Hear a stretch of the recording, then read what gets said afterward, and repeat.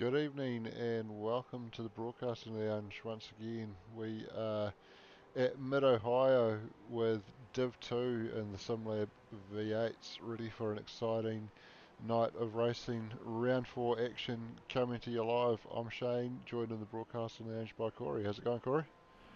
Yeah, Chano, I'm good. I'm good. Coming to you, yeah, like you say. The Mid-Ohio long course and the weather, I think that should be holding up okay. We've had some rain come down before the practice session and the track was lightly wet.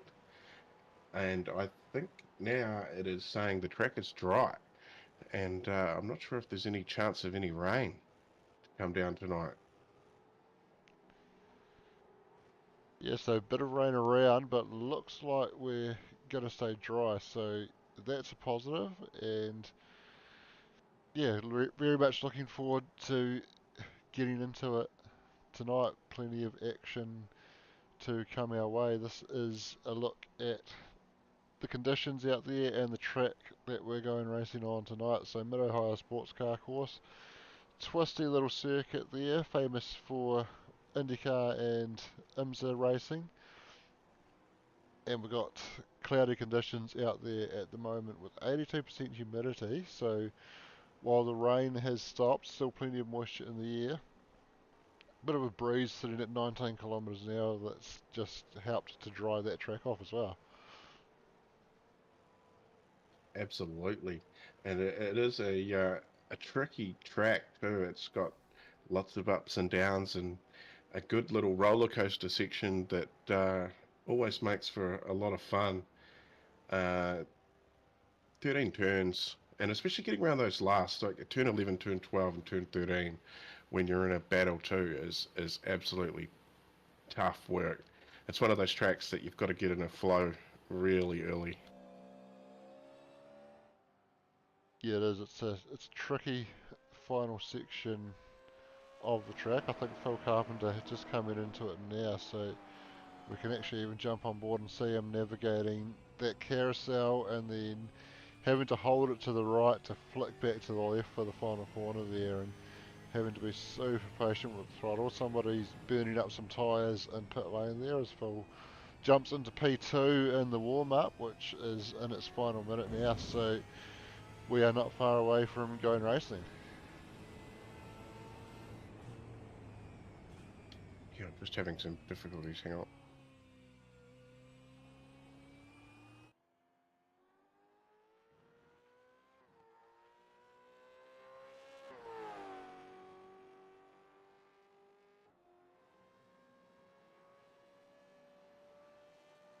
Brendan Brownie wants a rundown of Taupo. I was there over the weekend, and what an awesome weekend it was. Great to see Supercars back in New Zealand once again, and Matt Payne, Kiwi, might have been driving the wrong car for me, but seeing a Kiwi pick up the JR Trophy is always very special. So that was cool to see as we go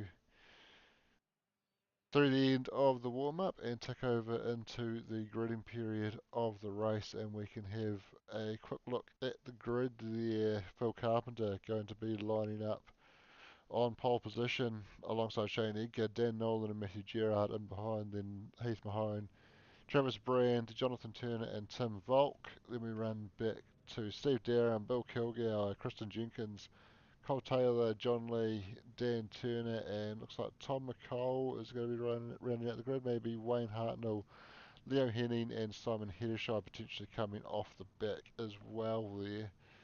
Not sending, those guys not sending a time in qualifying, so we'll see if they grid up and take the start. Wayne has jumped onto the grid there. Wayne Hartnell, Leo Henning, and Simon Heddershire still yet to take the grid. Something a little different for lap one, Shano? Yeah, so the first lap is going to be uncontested.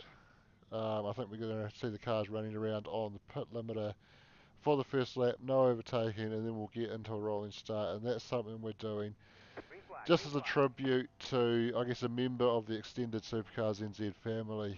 Brooke Taylor, much loved partner of Blake Greenhall, unfortunately lost her battle with cancer this morning. So we are doing this as a tribute to her. Um, yeah, very tough moment. It's triggered a lot of emotions for everybody in Supercars NZ and obviously all of Blake's family as well, and Blake himself, and our thoughts are with Blake and his family at this very difficult time.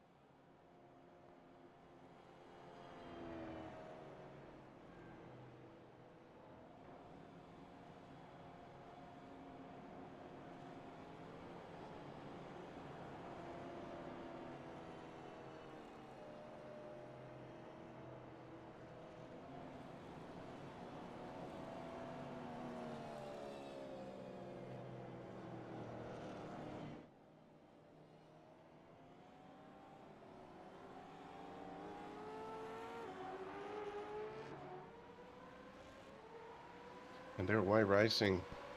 This is lap 2. Everybody looks like they've got away pretty well. Yes, Shane Edgar immediately challenging Phil Carpenter for the lead and actually getting the nose ahead into turn 2, but he's going to be on the wrong side of the track trying to go the long way round. He's managed to hold on alongside though and actually gets the drive off the corner and powers into the lead, so Shane Edgar gets the lead there. Dan Nolan sitting there in the background in P3 looking if he can take some advantage of this battle. Oh, that was Phil Carpenter having a big slide. Ends up in the grass. Dan Nolan takes over P2. Phil drops into P6, so he's got some work to do to recover from that moment there.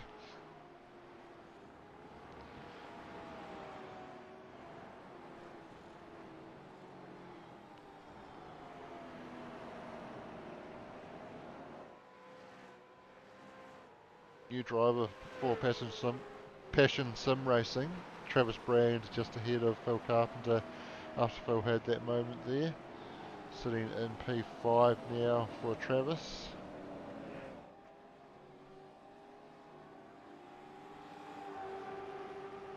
A few big sort of movers in the first couple of laps. Wayne Hartnell up 5 spots into P12, so that's a decent haul of people. Yeah, so he didn't get a time in qualifying and obviously got a very good start starting down the order, and yeah, as you say, up 5 spots to move into P12. Although technically, I think one of those drivers that he officially was listed as passing was you, Corey. Yeah, I didn't go anywhere off the start, unfortunately. And yeah, a little lost for words a little bit tonight, just knowing, what's happened. And yeah, it's a very, very somber feeling, and glad that we got to pay a little bit of a tribute. And yeah, I hope the rest of the race goes good. And at the moment, everyone's just got to make tracks and just keep on going. We've got 32 laps to get through. They're not going to have enough fuel to get all the way. They're going to have to stop, probably for one stop, I'd say as well, eh? Your guess is as good as mine on that one. I think normally the races have been set up to be a one-stopper on fuel, so that's what I would expect to be the case, but I certainly haven't run any numbers on that one. Yeah, you always forget to ask these questions pre-race, eh? Absolutely. Once upon a time I used to be organised and go out there in the practice to get a fuel number for myself and write all that down, but that was the old me, not so organised anymore. Or maybe just not so time rich anymore. Oh, time rich. Yeah.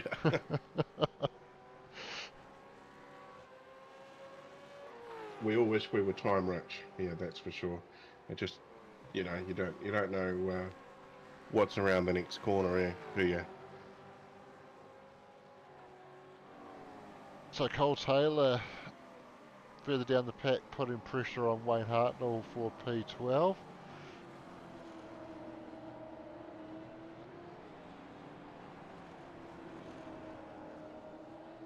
Good to see Cole back on track racing a bit more regularly lately. He's taken some time off to work on his real race car in recent times, and you can actually find some video logs of his progress on that if you check out Cole's Garage on YouTube.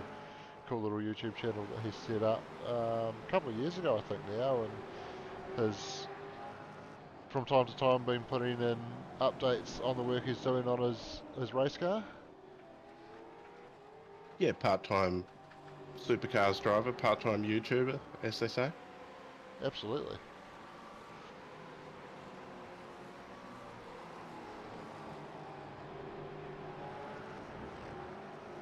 He does all right, doesn't he?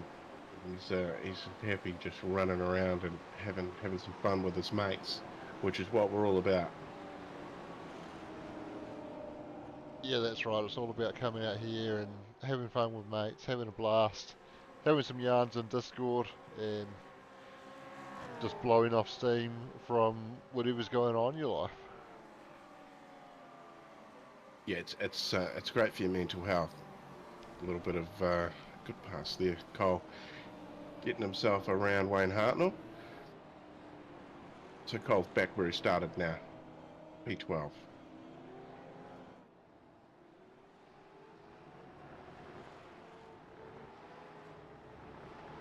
What else have we got going on? Shane Egg out in front at the moment. He's got just under a second at the moment to Dan Nolan. So Dan picked up that spot when Phil Carpenter went off and keeping Shane Edgar honest at the moment, but not in a position to make a challenge, but certainly close enough that if Shane makes a mistake, he's right there to pounce.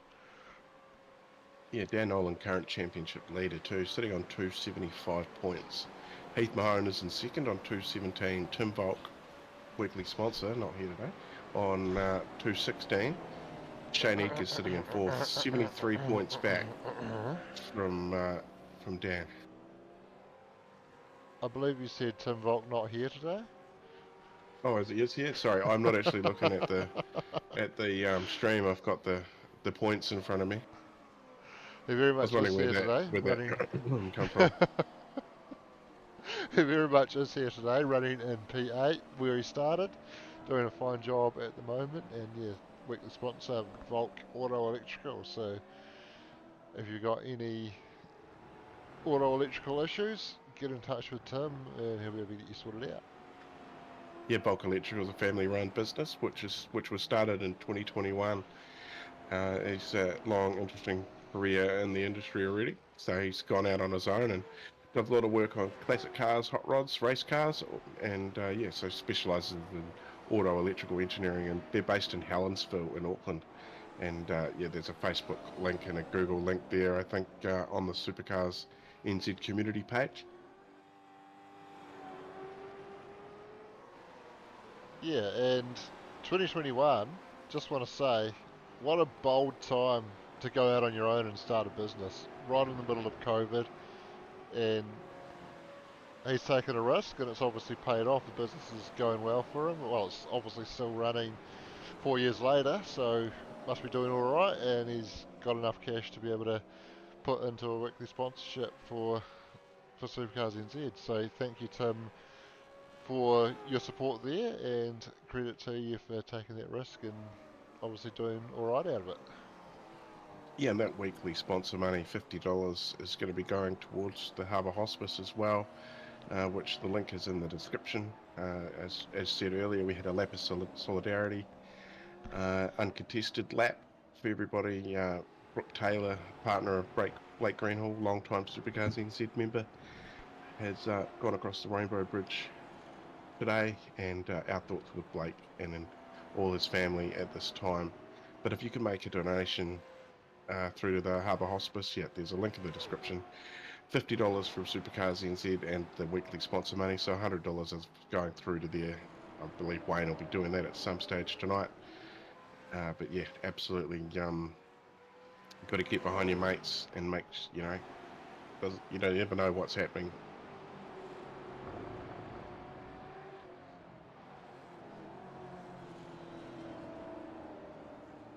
Tom McCall was putting a bit of pressure on his teammate Dan Turner, but just dropped off a little bit through the last sector. Definitely a very tricky section to follow another car through that carousel and into the final corner. But yeah, there's a couple of little sections of this track that are pretty technical, and if you don't get it right coming into it, it gets all pear-shaped coming out the other end. Sure does. So, not too many tight battles on track at the moment. Dan's actually just managed to stretch that gap over his teammate Tom McCall out to just over a second. Kristen Jenkins, I have a feeling, has he just recently passed Cole?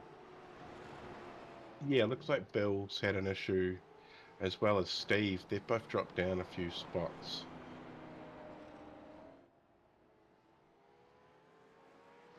Yeah, so I've got Steve going off track here.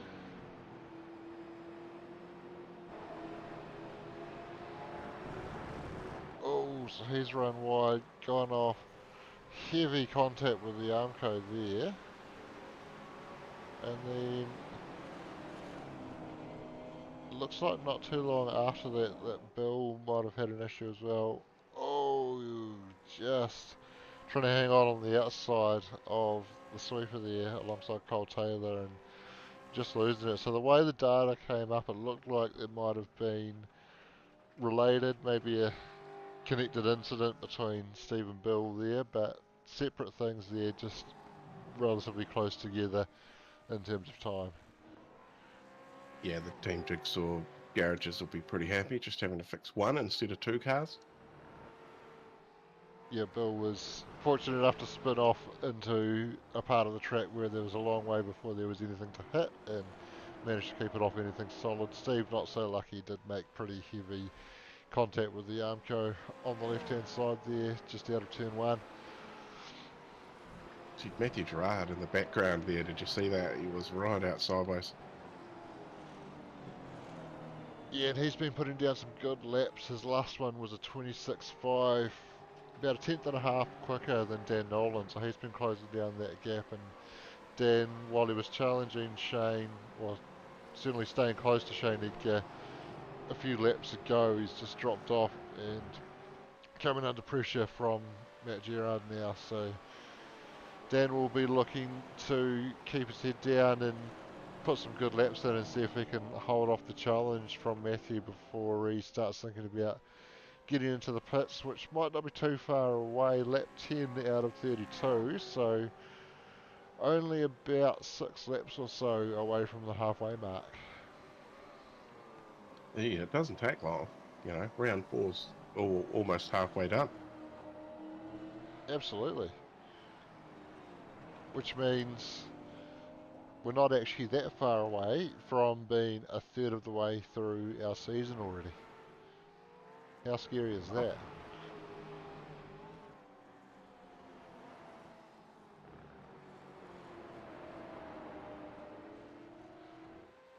That's crazy. Winter is coming, and if you're a Game of Thrones fan, you can imagine that however you like.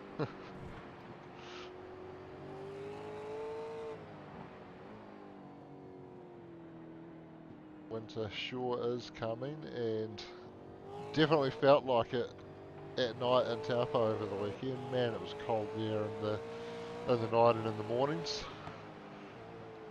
Yeah, right in the central plateau of the North Island, it does get a little bit nippy. I can confirm I've been stuck in a truck at the start of the desert road for about 16 hours once. That was fun. Oh, bugger that. Yeah, there used to be a Caltex superstation there in Wairua, and we all managed to trek our way back there, and we all hung inside with the nice lady who kept feeding everybody coffee and hot chocolates. It's the Kiwi way, you know. When something happens, we all pull together. Uh, Kiwis, we're pretty resilient and very resourceful. Absolutely. Chrisley Bear, interesting YouTube handle there. To answer your question, on iRacing, if you navigate to My Leagues and find Supercars NZ, actually I think it's Supercars NZ Lab V8s maybe, in there, within the league anyway, you can see the season and the points, but we should actually get on to getting a screenshot of that posted up in Discord and on Facebook as well would probably not be a bad idea.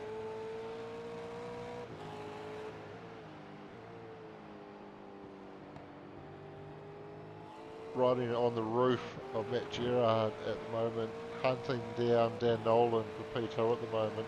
Close battle on track, sitting at hovering between 2 and 3 tenths of a second, although stretching out to half a second there as Dan did a good job under brakes into turn 2.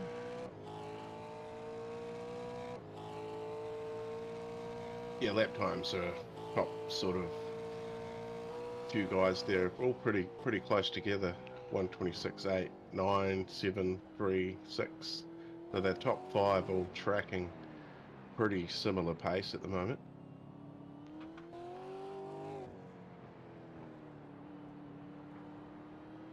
A shot looking back off the roof of Dan Nolan's car does a good job to show the rear sliding, the caught out of I think it was turn 4, it might be turn 3 off the back straight. Anyway, the right hander off the back straight, he had a bit of a twitch there, and this camera did catch it pretty well.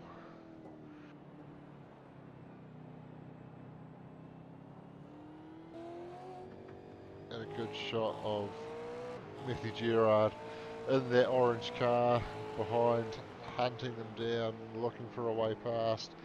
Hasn't been able to find a way past as yet. Heck, it's the reflection from the boot. Great. Pretty cool, isn't it? It is, yeah. As he's turning the corner, the landscape changing.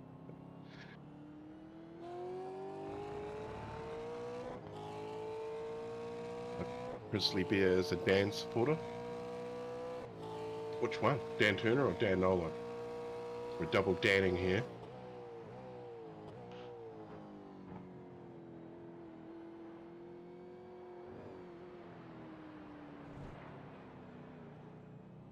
So nothing changing. Heath Mahone, Travis Brand, Jonathan Turner and Tim Volk, all where they started 5th, 6th, 7th and 8th.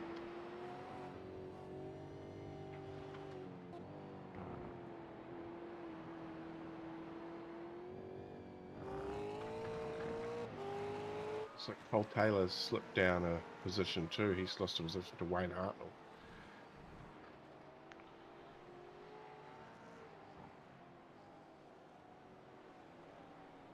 And we should be able to bring up a replay of that as well, actually. So this was Wayne Hartnell passing Cole Taylor for P10. So Cole, oh yeah, making a mistake there. I was just going to say he was a little way ahead at that point, and yeah, just had a bit of rear locking there. So in fact, I probably should have seen the data just before that said Cole Taylor going off track. So this should give us a good look at the mistake there. Oh, so he's actually just run a little bit wide through that downhill section. And that's a tricky spot to pick your line. It's very easy to just wander a little bit wide and do what Cole did there and end up in the grass and losing positions there. Again, Ginger Ninja Nolan. Oh, we've clarified that. John Lee looks like the second of our guys actually to take the opportunity to get into the pits. Steve Darren did so on lap 7, so actually that was as a result of the contact into the Armco. So potentially might be able to get home on fuel, but Steve's tyres are going to be pretty sad by the end of this race. He'll be doing well to get them to the end. John Lee though pitting just now on lap 14 should have a much better chance. Still just shy of that halfway mark, but could have a good opportunity to put on an undercut and be able to get some track position as a result of the slightly earlier stop. Travis Brand coming into the pits as well, new driver for Passion Sim Racing. First main event tonight with Div 2 V8s.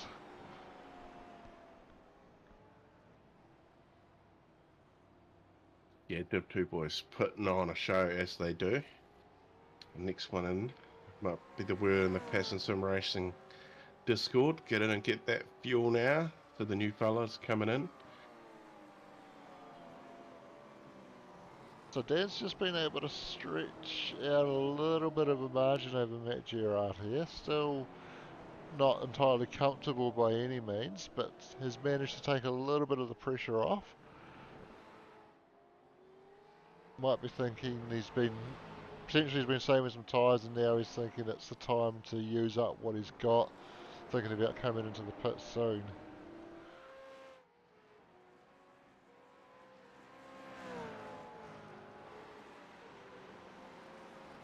It's always going to be on the back of your mind. You know, is he going to go in first? You know, that you're checking your mirrors. Oh, he's close. Should I go in? And Matthew Gerard thinking exactly the same. Is he going to come in the same time as Dan and try and get the pass done in the pits? He hasn't had much luck on the track. Maybe many questions to ask.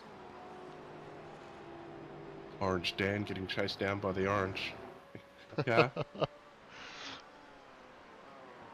Yeah, I have to say, if I was Matt there, I probably would have come in on that lap. Like you say, he hasn't had much luck with getting past on track, and coming in just a lap earlier can definitely get you track position. Obviously means you have to manage your tyres a little bit more towards the end, but once you've got track position, if the offset in pace isn't that much, it can be easier to hold on to track position that way than trying to put a pass on track. But we'll have to see how that pans out. He certainly hasn't taken the opportunity. One lap shy of halfway. This lap will be halfway. Of course, they wouldn't have taken much out of that wouldn't have taken much out of the tyres on that uncontested first lap. So potentially that could give them a window to push on a lap further. I would certainly be thinking if I'm in Matt Gerard's shoes here, though, I'm doing whatever Dan doesn't do here. If he pits, I stay out. If he stays out, I pit. And Dan pits, Matt stays out. There we go. That's that question answered.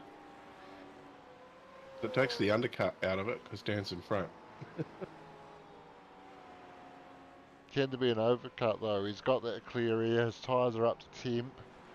Does he come in next lap and try and overcut, or does he go longer and try and have a tyre offset towards the end? I have a feeling Dan might have just overshot his box and had to back up there. Just noticed it seemed to take a little while for him to come up on the jacks. He's popped out in P6, side by side with Kristen Jenkins though, so that's going to become P7 for now at least. And he'll be doing well to live on the outside of Turn 2 on cold tyres, and he does just slot in behind. I'm just going to...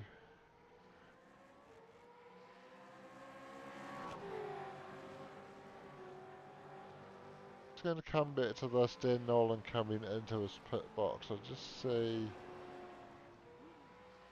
Yeah, he did have to back up just a little bit, and that cost him precious time, so...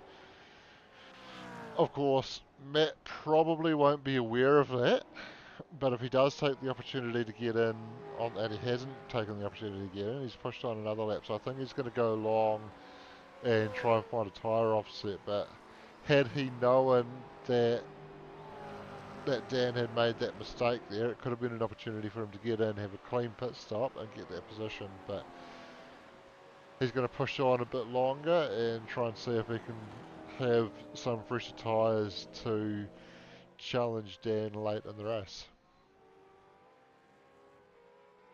Yeah, we've seen that this season too. The late race, the later you change your tyres, the better it has been at the end of the race, the closer the racing's been.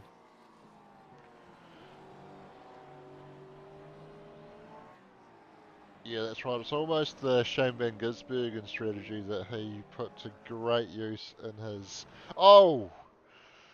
Matt Oh, good Gerard save. having a big slide there. Like you say, good save, gathers it up, but Phil Carpenter getting the position into P2 there, and it's going to hurt Matt in his long-term battle with Dan Nolan as well. Yeah, meanwhile, Shane Edgar, 6.5 seconds out in front now. Just Hasn't cruising, thought isn't he? about pitting yet, though. No, he goes past pit entry once more. Phil Carpenter into the lane now. Is it they're having the clearer air? He's probably used less fuel than everyone else, or he's going faster than them. Yeah, certainly going faster and more air over the splitter there, so probably more drag. But he's just been cruising out front. Wouldn't have taken much out of the tyres, and I think that's the critical thing there, is he's been able to just cruise and look after his tyres. That's given him the confidence to be able to go longer on this set and be able to push a little bit harder by having less to do on the second set after he pits.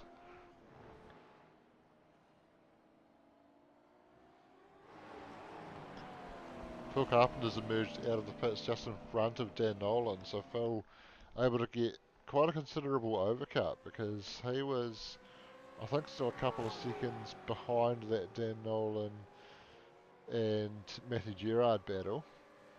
Dan, though, with tyres up to temp, is going to challenge on the outside here at the end of the back straight. If he can live here, he gets to the inside, but it's very easy to run out of room there, but he's been able to keep it there, and Phil having the spin, or half spin, gets back going again. Race leader Shane Edgar now coming to the lane, so he is going to get some fresh tyres on that Mustang now. Stops in the box, goes up on the jacks, fuel going in, tyres will be coming off and fresh tyres going back on. Yeah, just the two guys out of pit, Jonathan Turner and Matthew Gerard. So Matthew Gerard takes control of the race for now, but they're probably going to come in, these two, this next lap, I reckon. Yeah, getting down to, it'll be 12 laps remaining at the end of this one. It's all well and good to go long, but at a certain point you've got to think about how long you're actually going to have to do anything with the fresher rubber. So you don't want to leave yourself with too few laps to be able to actually use that advantage.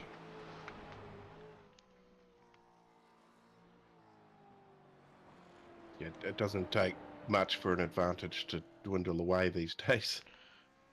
Absolutely not.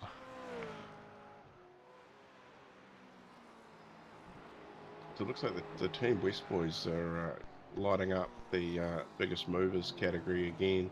Wayne Hartnell up 5, Jonathan Turner up 5, Dan Turner up 4. So those boys having a time. Probably an asterisk over Jonathan Turner on that though, in that he is yet to pit, so he's going to give up some of those spots when he does come to the lane. Matthew Gerard going around once more, as does Jonathan Turner, so certainly getting plenty out of the fuel that they've got available to them, and doing well on the opening set of tyres as well to be able to drag them this far into the race. 21 laps in out of 32.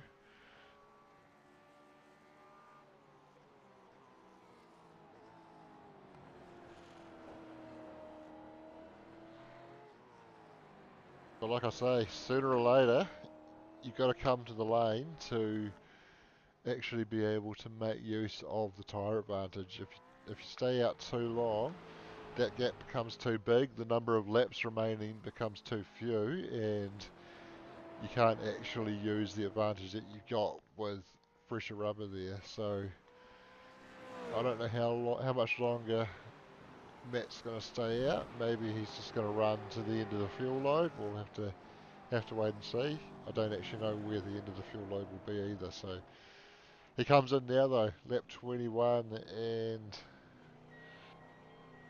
really attacks that pit entry, gets it onto the limiter. Don't actually know that he's turned the limiter on because he's not showing the flashing headlights, and I didn't see the pit limiter light at the rear of the car flashing either. Jonathan Turner is going to go around again, so he continues on. Takes the lead of the race for now. Yeah, Shane Edgar gets past Matthew Gerard comfortably as well. He's already around turn 2. He's around turn 1.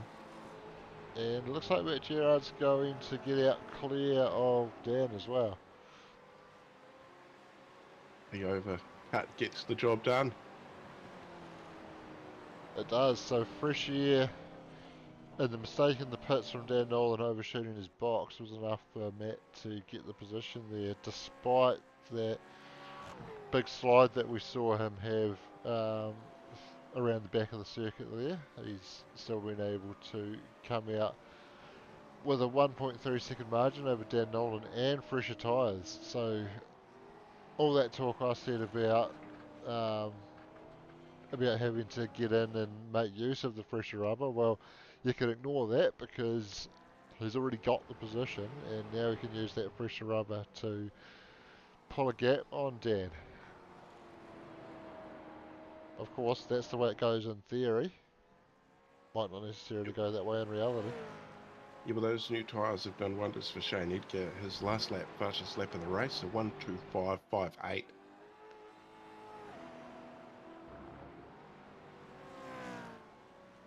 Very impressive. Looking at the times around him in terms of last lap. Phil Carpenter actually a 1:25.68, so not too far off that.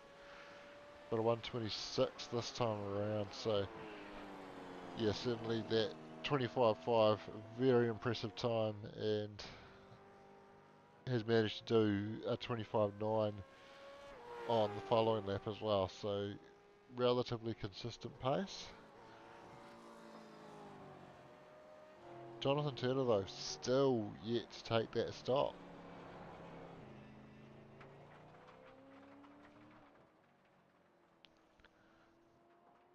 Running through some gravel that somebody's dragged onto the track there.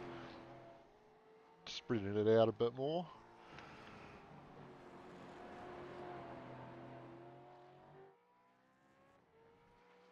coming in towards the final sector of the track now. Are we going to see him come to the pits this time around, or is he going to continue to push on?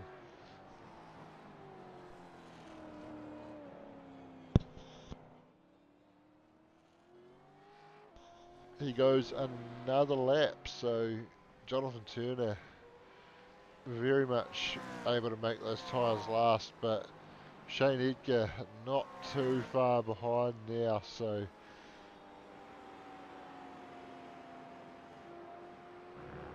presumably those tyres are starting to get a bit worn as Jonathan has a big slide on the rear there, and his last lap 127.19 plays Shane Edgar's 126.26, so still within a second of Shane's time there, so not too bad for the age of those tyres really. He's actually doing a pretty good job, but did have that big slide at turn 2 on this lap, so I think he is starting to struggle with the older tyres there, and we may see him finally decide to come in and get some fresh rubber this time around.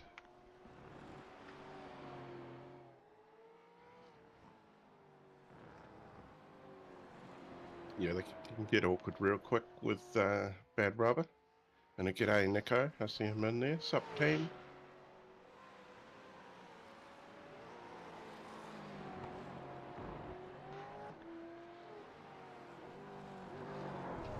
Oh, JT having the slide in the carousel, runs into the grass, manages to recover it into the pit lane without losing too much, but I wonder if he just pushed it a lap too far on the tyres and that might have hurt him there. Brings it into the lane now and he'll stop in his bay and go up on the jacks. Fuel going in, tyres getting changed, and he'll be on his way shortly. We'll see where he's going to come out.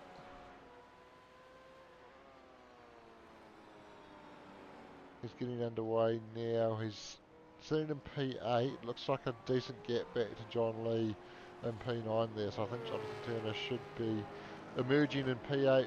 One spot down from where he started. He's got 7.3 seconds to Tim Volk ahead to end up in the position he started from. So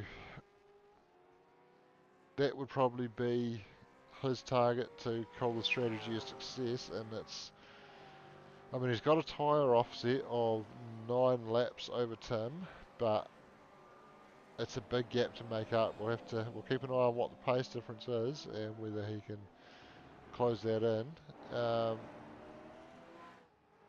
Meanwhile, Dan Nolan coming under a little bit of pressure from Phil Carpenter. We saw Phil emerge from the pits ahead of Dan. Dan was able to get that spot back though with tyres up to temperature while Phil was still warming them up, but now Phil has got those tyres up to temperature and has been able to reel Dan in again and put him under a bit of pressure now. Yeah, he was the previous lap to this one. He was just over half a second quicker than Dan and caught him up. So, as you say, the tyres have warmed up perfectly to Phil Carpenter's liking, and he's putting a little bit of pressure on championship leader Dan Nolan.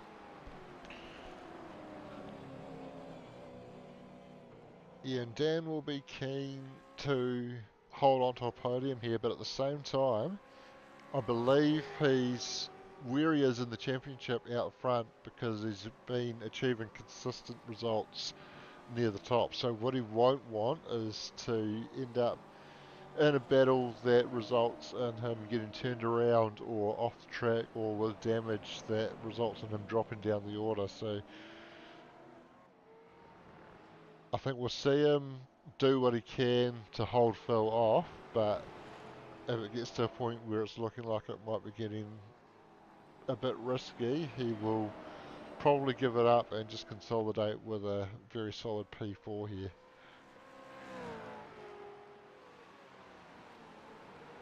Yeah, I'm sure he'll be happy. He's just out there having fun this season.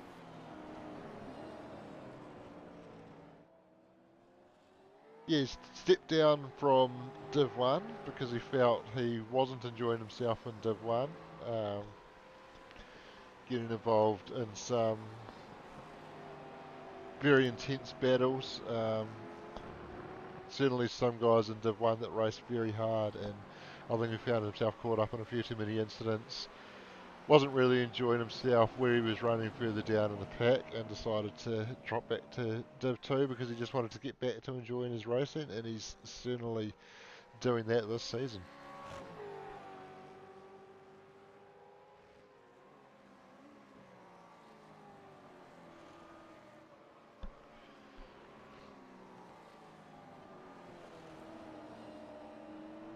Just a bit of rear vision mirror pressure from Phil there at the moment too.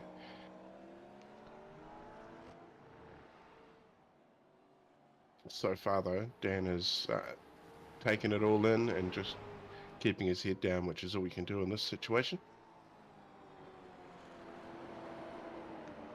Ooh, a bit of a slide correction.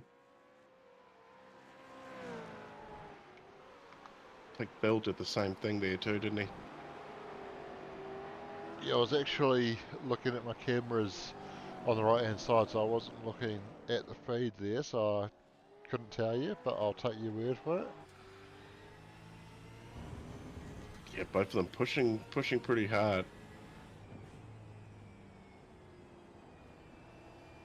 Yeah, we ride on the roll bar of Phil Carpenter here, putting the pressure on Dan Nolan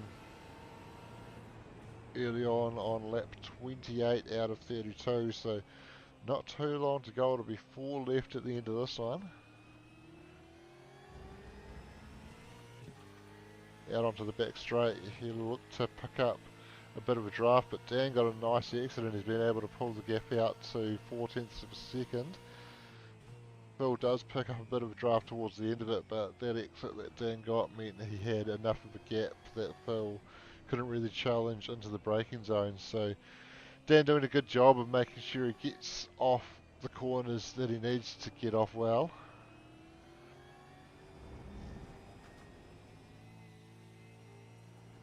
Oh, sliding around all the way through there. Such a tricky section.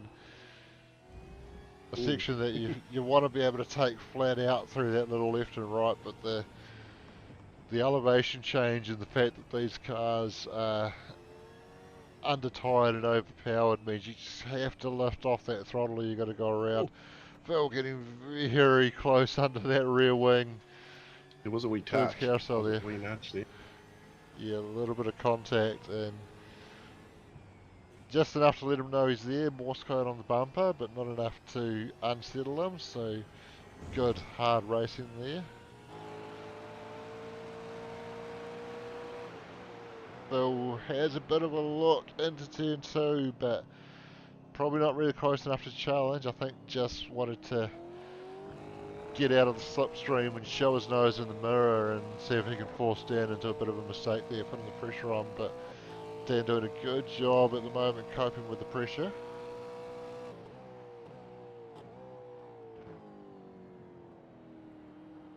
Again, Matthew just turning in fractionally early to show the nose. He's going to try and go around the outside here. And he's been able to keep the nose in. There's a touch. Dan goes around, or not quite goes around, but has a half spin. Matt Gerard. Sorry, no, it was Phil Carpenter he was racing with. Apologies. So Phil Carpenter also got unsettled there with the contact and actually lost a couple of positions. So Dan Nolan certainly coming out better off there of the two. It was hard to tell from the onboard there Yeah, who neither did of them what. knew either. I've just heard them both over the comms, just saying they'll have a look at it after the race. It's good to see a couple of drivers, didn't get aggro at each other or anything. They just, oh yeah, we'll look at that later. They were both unsure of what happened, so yeah, good work from the pair of them there. Yeah, absolutely. Dan just receiving a bit of pressure from Heath Mahone and Travis Brand at the moment, but looks like he might have been able to see that off. He's got half a second back to Heath.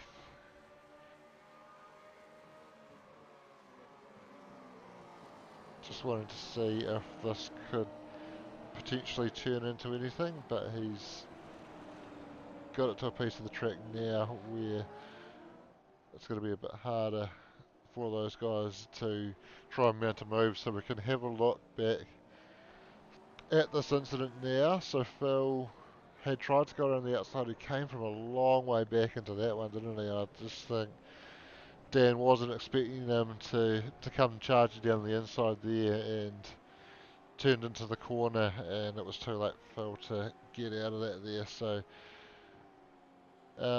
don't know whether there will be any tickets submitted at the end of the race. Certainly Phil came out worse off out of that, and I think, as Travis Brand has a big sign in the background, does a great job to gather that up without going around and going into the wall.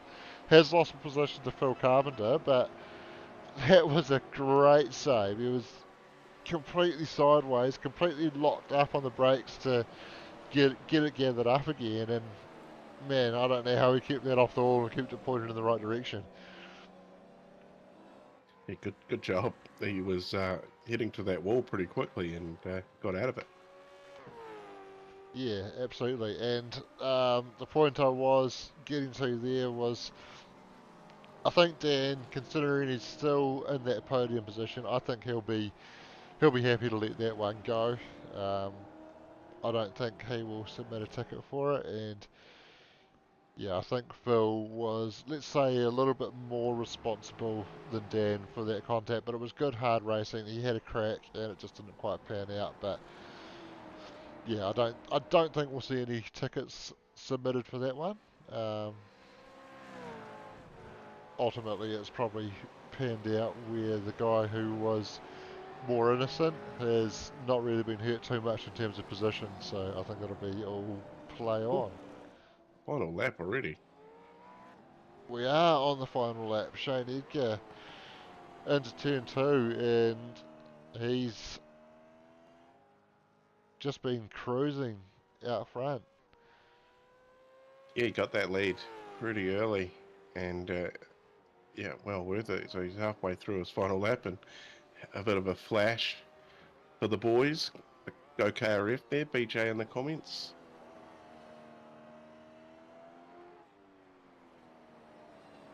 Yeah, KRF driver out front, dominating this race. He was already on the flash button down the back straight.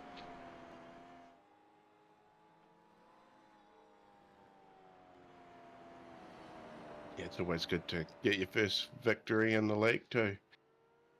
I just hope the early flashing doesn't come back to bite him, because it's always very embarrassing when you have a premature celebration and then it all goes tits up on the last lap. But he does seem to be taking it nice and easy, making sure that doesn't happen, and navigating the final couple of corners now, and has managed to get through without incident. He was absolutely cruising through the end there. Matthew Gerard's been able to close the gap down to under 2 seconds, but Shane had built up the gap to be able to do that, and crosses the line to take a very well-deserved victory. Matt Gerard coming across in P2. Dan Nolan holds on to that podium position in third. Heath Mahone P4 there. Phil Carpenter recovering to P5 after that contact with Dan. Travis Brand finishing where he started in P6. Tim Volk coming home 7th. Jonathan Turner 8th. Dan Turner 9th as he comes across the line there. John Lee looks like he will round out the top 10, gets to the line to confirm that. Wayne Hartnell coming through the last couple of corners now, running in P11. Takes the checkered flag now to claim that position. Bill Kilgour will be P12 as long as he makes the finish line, because Steve Darren has already crossed the line a lap down in 13th. So Bill P12, Steve Darren, as I said, P13, a lap down after having that moment at turn 1 and into the Armco. But suck it out to pick up some valuable points. Cole Taylor looks like he came home a couple of laps down there in P14. And I think Kristen Jenkins may be calling it a night early by the look of it, only completing 21 laps tonight. And Tom McCall completing 18 laps, so I believe he also called it a night early. And those two, I think, will miss out on points tonight. But very exciting night of racing as usual. Bit of a smaller field in Div 2 tonight, unfortunately, but that didn't stop them from putting on a show. And yeah, plenty of good battles out there as Matt Gerard's completing the cool down lap around the track. Heath Mahone lining it up, celebrating a P4 there. Some good battles out on track despite the full small field size. Shane Edgar, though, got to the lead on the first competitive lap of the race and didn't look back. Charged home to a victory that was much more comfortable than the 1.8 second margin that will go down as the official result, and certainly a well-deserved victory for Shane tonight. But it's a night where we're all we're all a little bit shook up by the news that we received today, and it's certainly not a happy day in Supercars NZ. Again, our thoughts with Blake and his family, and if you can, please click the link that's in the comment section and also in the description on the stream to donate to Harbour Hospice. Um, Blake has made it clear just how well Harbour Hospice um, looked after Brooke in her final days, and he was contribute towards Harbour Hospice. So please do get along to that and make a donation there. The $50 that Volk Auto Electrical have contributed for this week's weekly sponsor will be going to that, and Supercars NZ will kick in another $50 to that as well. But please, anything that you can contribute, please get along to that and make a contribution. Yeah, well said, mate. It's all we can do now is rally around our friend, Blake and his family. He's become part of ours, and yeah, yeah, thoughts with all of his family and all of Brooke's family, and Brooke may rest in peace. And I promise you, we will have a trophy named after Brooke at some point for something. We've come up, and I think that's going to happen. So look for the Brooke Taylor Memorial Trophy coming up for grabs sometime in the very well, it could be any time, but yeah. So yeah, somber day, uh, but well done to everybody who come out and had a race, and well done to Shane getting his first victory in Supercars NZ as well, and for KRF. So yeah, where are we heading next week, Shane? That is a very good question. Um, Normally a little bit faster onto that, but the V8s will be heading to Donington next week, so that should be a bit of fun. Donington GP, Donington Park, and of course Thursday we will be here. It'll be me and Doug, I believe, on Thursday. Shano is away, and it'll be round 4 of the GTE series coming to you from Italy. We head to Monza for round 4. Excellent, love that track. I'm not away this Thursday. Okay, well, I misread something in your you guys' schedule, but well, I will see you on Thursday too then. Yeah, I will be here. Doug's going to be running it, but I believe unless something comes up, I'll be around. Um, yeah, looking forward to GTEs at Monza. That's going to be great. Is it Monza? Yeah, It is Monza. I briefly had a thought we'd already been to Monza, but maybe that was the V8s. it was the end of last season, the GTEs, I believe. Ah, okay. I might need to give them a little bit more fuel because we've made the races a little bit longer but kept the fuel the same as it was last season. And some of the tracks they've been running it or struggling to even get through the first race on fuel. And Monza is obviously going to be a very thirsty track, so I might need to just up that a little bit, but we'll see if I remember to do that and if we actually end up wanting to do that. But anyway, Hey, we've got a full waiting room, if you noticed that. I have not. Who do you want to start with? We might as well, who was third? Third Dan. was Danny Boy. All right, we'll drag it. You start with third, I'll do second, and you do first. Yeah, we'll see. We will see, won't we, Dan Nolan? Picked up a podium tonight. Well done. Yeah, no, thank you, boys. Very, very pleased with that result, and like I'm sure everyone else will, dedicate my podium to old Blaki, and thinking of him at this time. It's a pretty bloody tough situation, but he's always happy and he's always smiling, and he's just the type of dude you want to be around. Yeah, absolutely. Very well said, Dan. Thank you very much for those words. You had some battles on your hands tonight, and a bit of contact with Phil Carpenter late in the race. Have you had a chance to go back and have a look at that yet?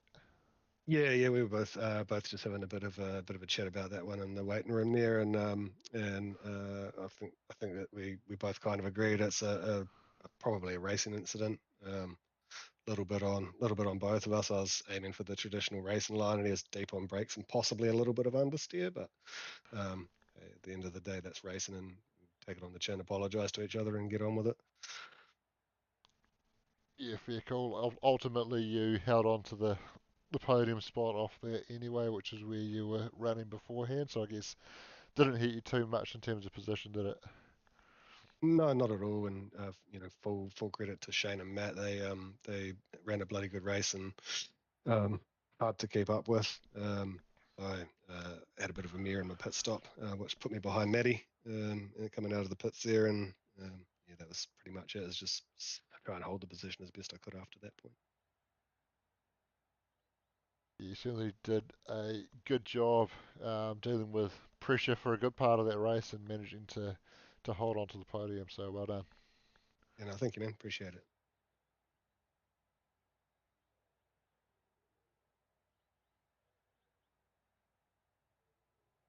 All right. So who are we bringing in next?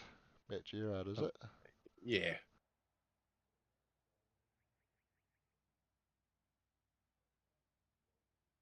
All right.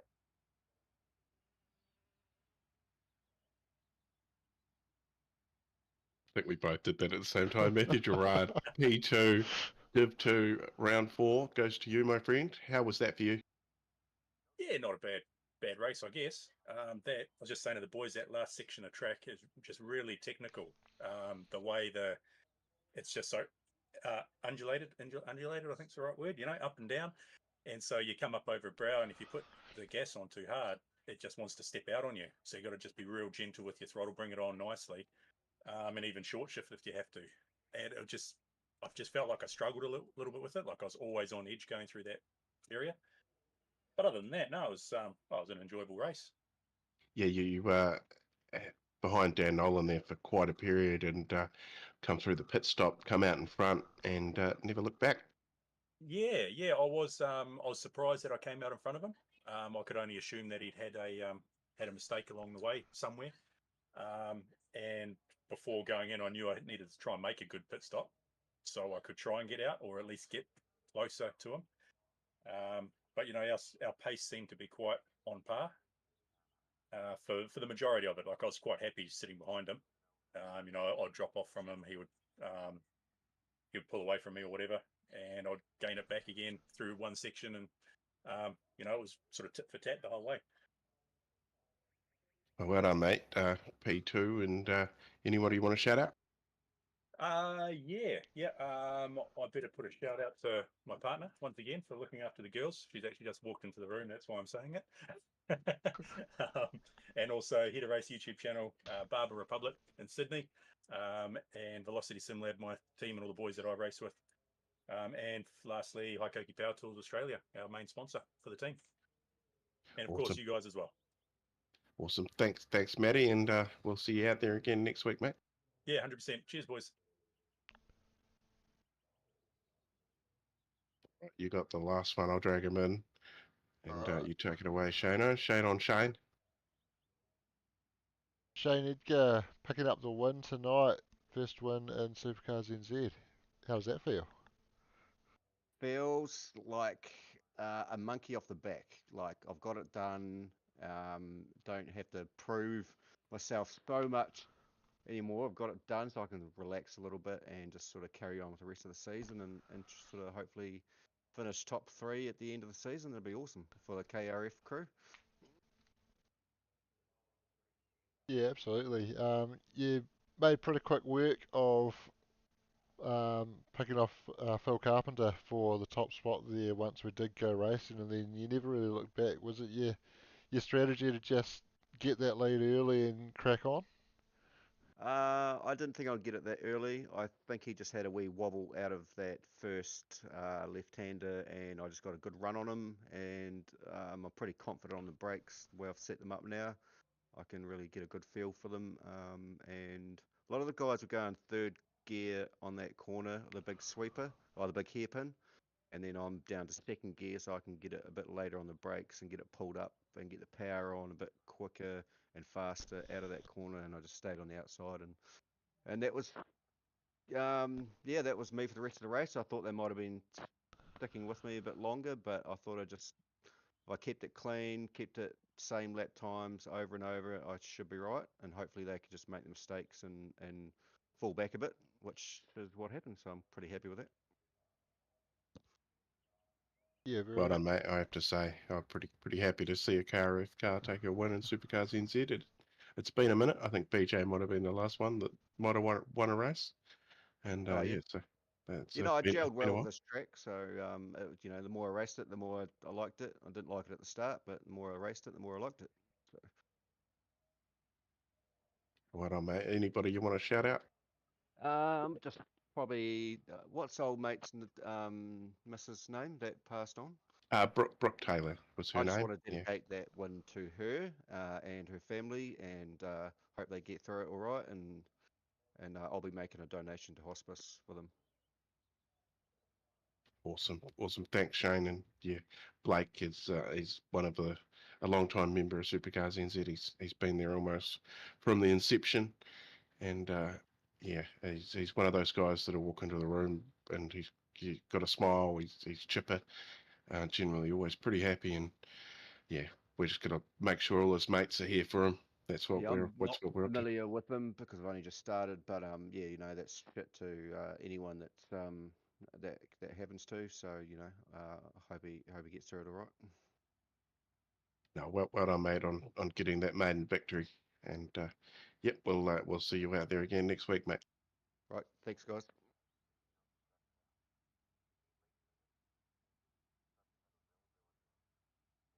All right, well, that's us for Tuesday night. Big thanks to Volk Auto Electrical for coming on as our weekly sponsor this week, and as we mentioned, that $50 that they've contributed as the weekly sponsorship, that's going to go straight to Harbour Hospice. And Supercars NZ will kick in another $50 there as well. Big thanks to Allports and SimLab for sponsoring the V8 series. Allport's a long-time supporter of Supercars NZ. You can check them out at allports.nz, and if you grab any of their SimLab range and then chuck in the code SimLabNZ, I believe it is, in the checkout, then you will be able to pick yourself up 10% off those SimLab products. Big thanks, Corey, for joining me in the lounge tonight.